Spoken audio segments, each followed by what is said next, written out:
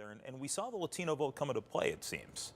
Yeah, not only the Latino vote, but the immigrant and minority vote in general. There were huge gains made in things like Prince Williams County, for example, and the majority of the votes came from Loudoun, Prince William, Fairfax, and Arlington, which is interesting because when you're talking about those ads and the rhetoric that came out of them, it just goes to show that the president did energize people to go out and vote.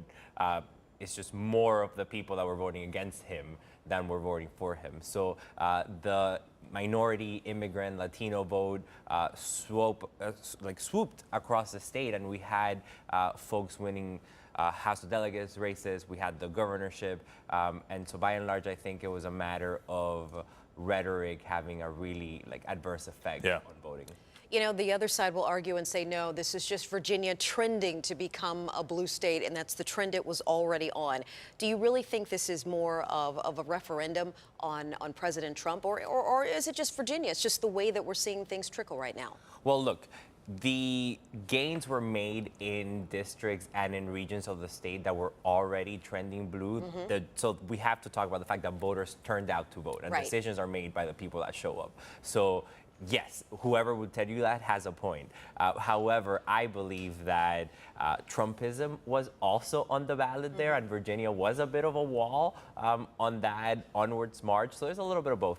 Only have about 30 seconds left, but when we look at the race and look at the ads in particular, you have some people that say the Latino victory ads that went out towards the end were vilifying people who sympathize with the monument controversy. Then you have people saying that the ads on the other side were to scare people against Latino voters.